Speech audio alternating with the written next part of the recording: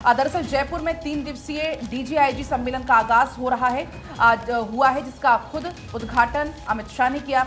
नए कानूनों को लागू करने के लिए ट्रेनिंग जरूरी है, अमित शाह ने ये कहा पर है। उन्होंने कहा कि एसएचओ से लेकर डीजीपी तक सभी की ट्रेनिंग पर जोर दिया जाना चाहिए। अमित शाह ने तकनीक को भी इस दौरान जरूरी बताया है। तो देखिए, ओवरऑल जो कानून व्यवस्था है उसको ज्यादा स्ट्रॉन्ग करने के ऊपर फोकस लगातार गवर्नमेंट का बना हुआ है। इस बीच डीजीआईजी सम्मेलन में कई मुद्दों के ऊपर आज चर्चा की जानी है, जिस बीच प्रधानमंत्री नरेंद्र मोदी के साथ में हमारे होम मिनिस्टर अमित शाह भी मौजूद रहने वाले। सम्मेलन में साइबर अपराध के ऊपर मंथन किया जाना है, डीप फेक के मुद्दे के ऊपर चर्चा की जाएगी, जिस तरीके से पलक अभी आपको बता रही थी। पुलिसिंग और आंतरिक सुरक्षा के ऊपर खासा बातचीत की जाएगी। वहीं वामपंथी उग्रवाद और जेल सुधार के ऊपर भी चर्चा। ये वो मुद्दे हैं जो कि देश को एक स्ट्रॉन्ग कंट्री के तौर पर सामने रखते हैं। और जब हम 47 के लक्ष्य की बात करते हैं, विकसित भारत और बढ़ते भारत की बात करते हैं, तो बहुत इंपॉर्टेंट हो जाता है इन मुद्दों के ऊपर चर्चा करना। और आज इन्हीं मुद्दों के ऊपर जयपुर में कॉन्फ्रेंस में चर्चा होने जा रही है। बिल्कुल, कल से इसकी शुरुआत हो गई थी डीजीआईजी कॉन्फ्रेंस की, और कल जब गृह मंत्री अमित शाह वहां पर पहुंचे तो कई विषयों पर चर्चा हुई। अब सबसे बड़ी बात यह है